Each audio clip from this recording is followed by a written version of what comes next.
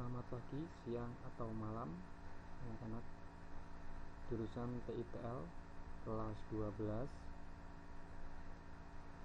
Pada kesempatan hari ini saya membuat video tentang cara mudah memperbaiki setrika listrik. Bagaimana keadaan kalian hari ini? Semoga baik-baik saja dan selalu diberi kesehatan. Alangkah baiknya sebelum mengawali pembelajaran, mari kita berdoa sejenak agar ilmu hari ini bermanfaat.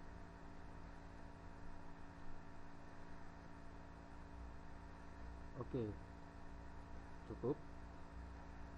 Pada kesempatan hari ini kita masuk pada kompetensi dasar memperbaiki peralatan rumah tangga menggunakan pemanas. Untuk mengawali peralatan rumah tangga menggunakan pemanas, di sini saya akan menampilkan peralatan yang tidak asing lagi, yaitu setrika listrik. Kalian pasti punya di rumah, maka persiapkan dulu barangnya ya.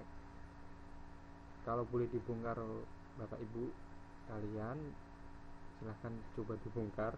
Kalau tidak, amati saja. Oke, sambil mengamati, sambil menyimak video ini, kalian sambil mencatat yang perlu apa saja untuk memperbaiki setrika listrik dan bagaimana langkah-langkah untuk memperbaikinya. Oke, persiapkan dahulu. Setelah dipersiapkan, taruh di depan sambil menyimak video ini. Oke, langsung saja kita mulai pembelajaran hari ini. Untuk mengawali memperbaiki, kalian harus tahu dulu komponen-komponen yang akan kalian perbaiki. Kalau di sini setrika listrik, jadi kalian harus tahu dulu ini komponen yang ada di setrika listrik itu sendiri dan prinsip kerjanya bagaimana. Kalian harus tahu itu sendiri.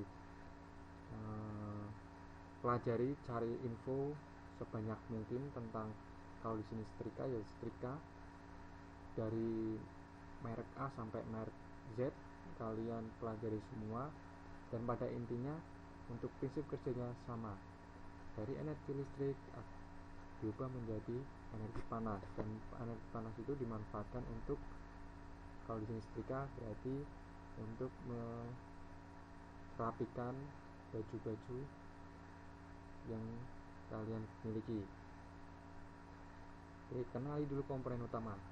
Komponen utama di sini ada 6 pokok yang semuanya rata-rata ada di situ di setrika merek manapun, yaitu bodi. Kalian di situ ada setrika, kalian amati bodi itu terletak pada bagian paling luar. Fungsinya untuk melindungi komponen-komponen yang ada di dalam setrika itu sendiri. Yang kedua, kabel power. Kabel power yang menyalurkan energi listrik dari sumber, biasanya kalian masukkan ke stop kontak atau terminal sumber listrik. Terus yang ketiga, sambungan kabel. Sambungan kabel ini yang dimaksud adalah terminal di dalam setrika itu sendiri.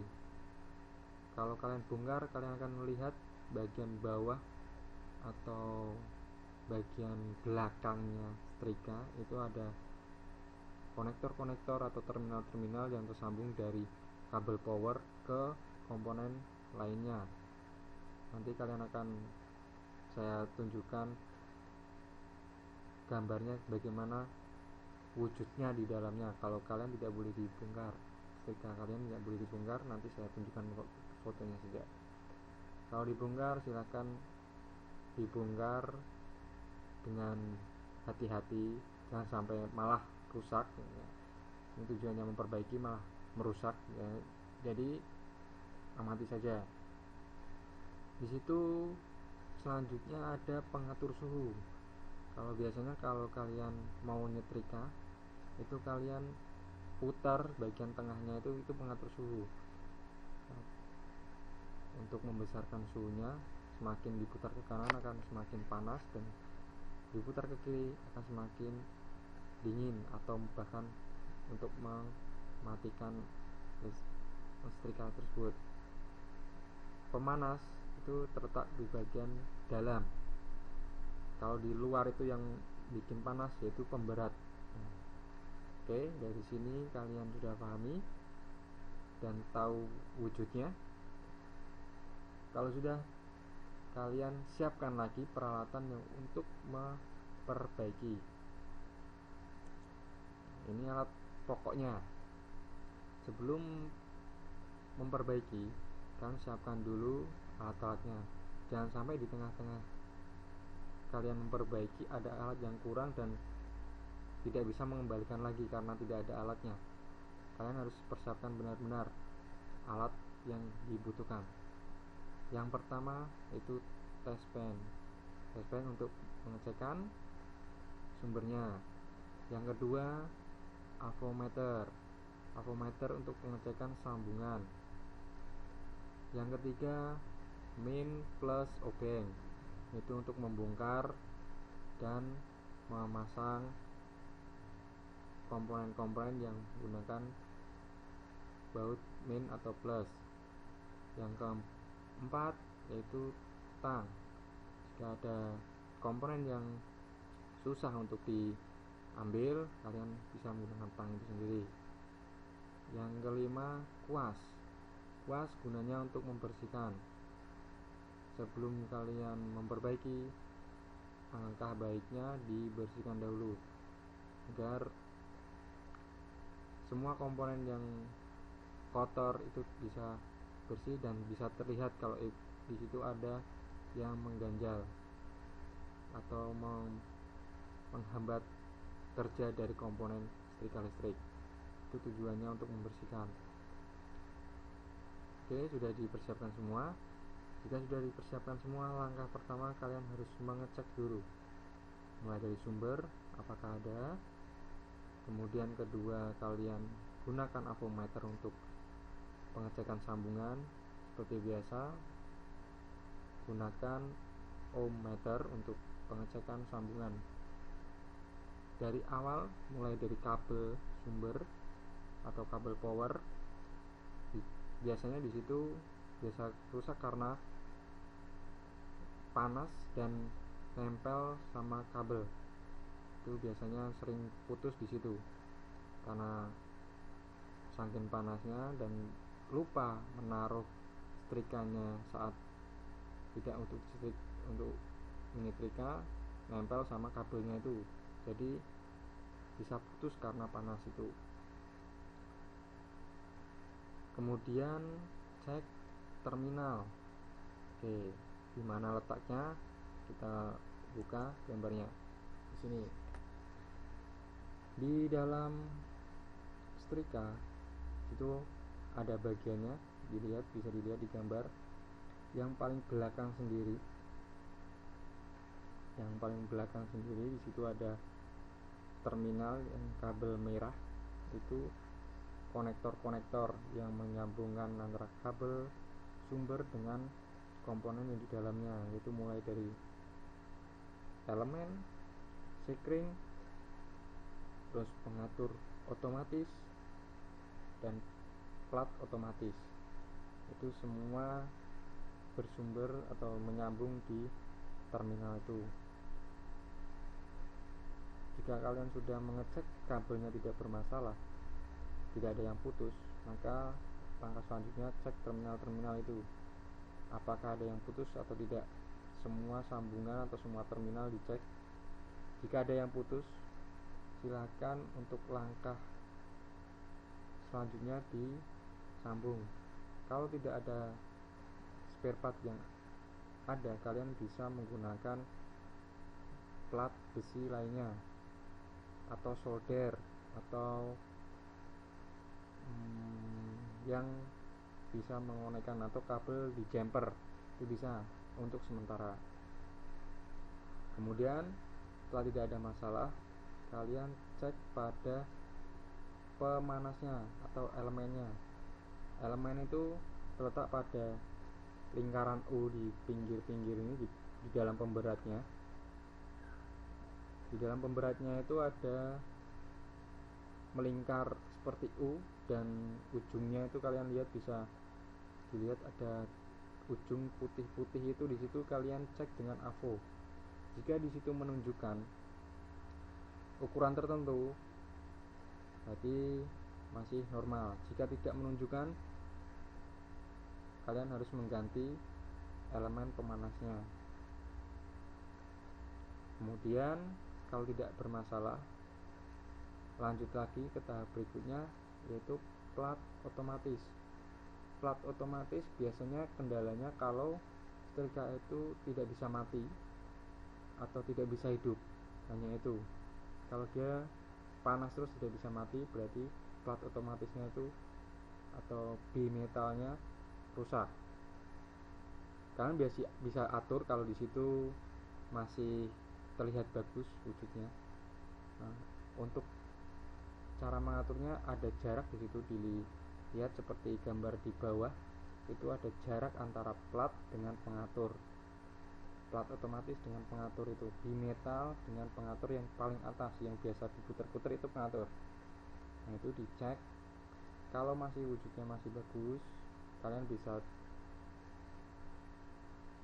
bengkokkan dengan obeng main. Kalau sudah putus, kalian bisa menggantinya dengan membuat plat dengan besi atau seng. Itu kalian bisa bikin dengan itu.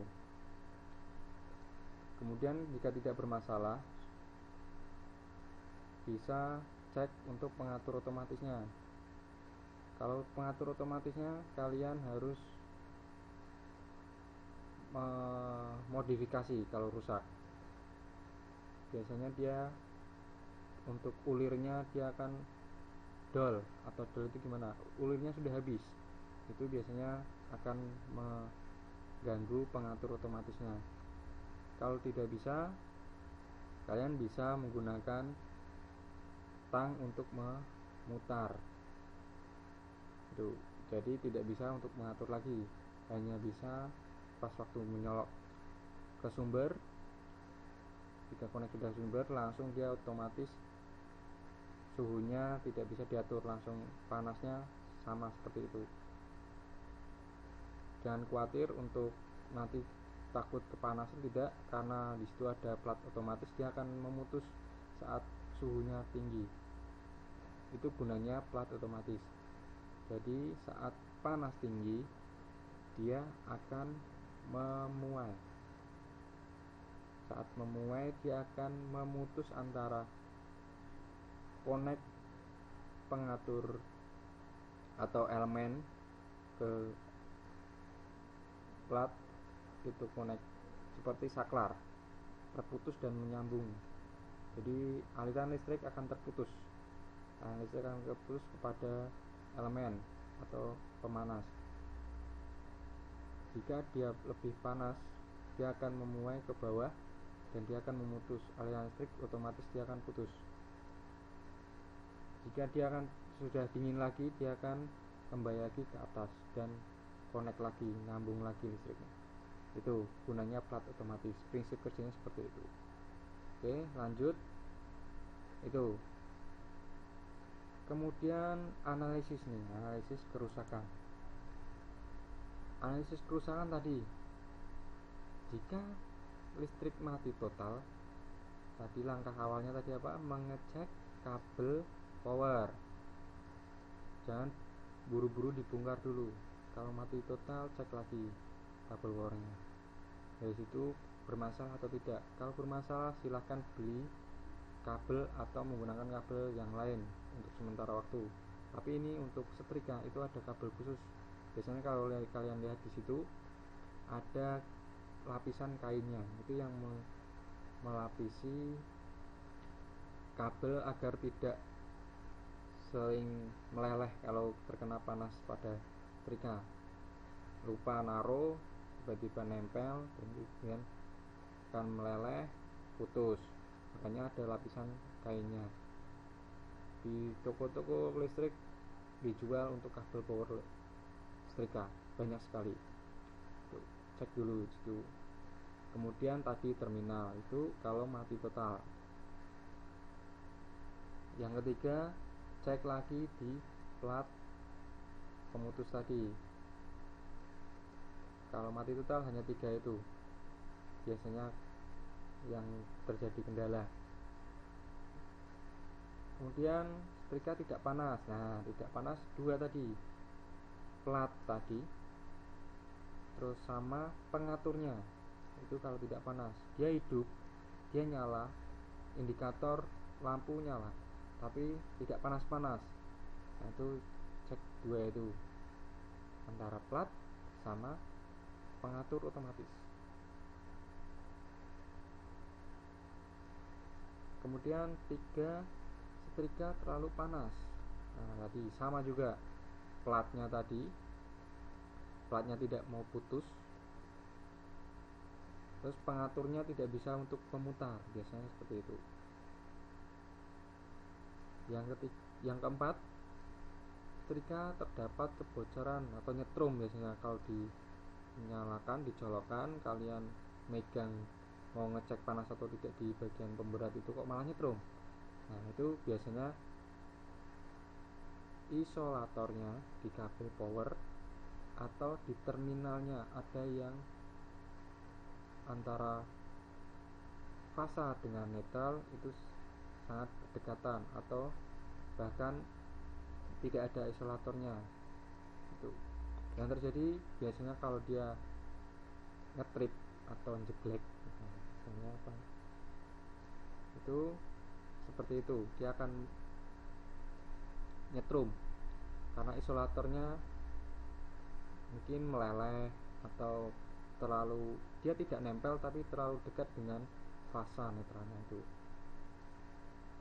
Itu kalian cek lagi, makanya sering-sering kalian dibersihkan.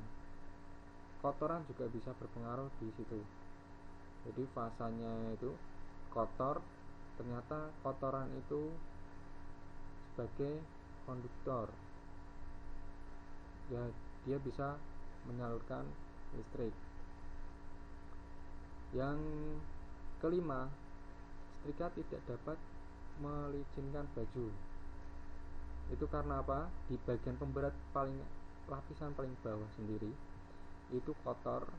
Biasanya kalau lupa untuk mematikan atau lupa untuk mengecilkan suhu setrika, jadi lapisan bawah itu biasanya kena lelehan dari baju atau karena kotor yang tidak bisa hilang, maka dia akan berpengaruh pada kinerja dari setrika itu. Kalau di setrika malah kusut. Nah, itu karena kotornya itu. Langkahnya kalian bersihkan atau diamplas sampai benar-benar kerak di bawah itu hilang dan licin. Pastikan sampai licin lagi. Itu untuk mengatasi permasalahan di bagian kelima. Permasalahan di bagian kelima itu biasanya yang sering muncul di setrika, yaitu 5 poin ini kerusakan. Oke, tadi ini gambarnya, cara kerjanya seperti ini setrika. Mulai dari listrik masuk, itu dia akan masuk ke lift switch yang saya bilang tadi, pengatur otomatis tadi, terus atau otomasi, plat otomasi, yaitu di bagian bawahnya lift switch itu, atau bimetal kalau kita sebut, lempengan besi setrika. Nah, kalau dia akan panas, dia akan memuai ke bawah, akan memutus, berarti listrik mati. Kalau listrik mati, maka panas akan berhenti bekerja, pemanas akan berhenti bekerja, maka dia akan dingin. Kalau sudah dingin, platnya itu akan kembali lagi ke atas dan tersambung lagi sumber listriknya. Kemudian langsung sumber listrik itu akan disalurkan ke elemen pemanas yang saya sebutkan tadi, yang berbentuk U tadi, yaitu elemen pemanasnya. dan di situ ada lampu indikator dan R itu sebagai pengaman hambatannya untuk pengaman lampu. Jika panas tapi lampu tidak nyala, cek dulu lampunya, mungkin mati karena tidak bisa memberikan indikator kalau itu nyala apa enggak ya, itu biasanya, tapi tetap panas, bisa panas. Itu mungkin sederhananya seperti itu. Kalian bisa lah, jangan terburu-buru untuk mengganti setrika, atau jangan terburu-buru untuk memberikan ke tukang servis. Kalau kalian anak listrik, kalian paham ilmunya, cobalah untuk memperbaiki sendiri. Selain belajar, kalian dapat pengalaman, kalian bisa juga menjadi tukang servis juga, peluang kerja kalian. Oke, itu. Nah, ini gambar untuk kabel power. Nah, cara ngeceknya seperti ini. Kalian pasangkan avonya itu di penunjuk ohmmeter. Yang merah taruh bawah belakang sendiri, yang hitam taruh ke colokan. Nyambung apa enggak? Kalau enggak nyambung berarti putus. Jarumnya nunjuk apa enggak? Terus sebelahnya lagi, karena di situ kabel power ada dua, biru dan coklat di situ. Yang coklat itu fasa, yang biru netral. Oke, itu ini kerusakan yang ada di kabel. Ini gambar skemanya, jalurnya. Kerusakan pada terminal yang sering timbul tadi sudah saya jelaskan di awal tadi, kalian bisa baca-baca sendiri. Nah, ini sistem kerja dari pengatur tadi. Kalau seandainya kerusakan tidak panas atau terlalu panas atau tidak nyala sama sekali, ini kerusakan yang timbul pada pengatur suhu. Elemen pemanas seperti ini, dan pemberat. Elemen pemanas yang U itu pemberatnya ya lapisan bawah, paling bawah sendiri, yang biasa untuk merapikan baju. Oke, itu saja materi kali ini. Silahkan untuk mengerjakan tugas yang nanti akan diberikan di Teams, atau tugas di Teams. Kalian bisa cari tahu ilmunya atau referensi lain di media manapun yang relevan dengan materi kali ini. Untuk pelajaran berikutnya masih di perbaikan peralatan rumah tangga menggunakan pemanas. Sekarang perabotnya rice cooker. Nah, masih masuk KD pemanas, tapi ini alatnya rice cooker. Oke,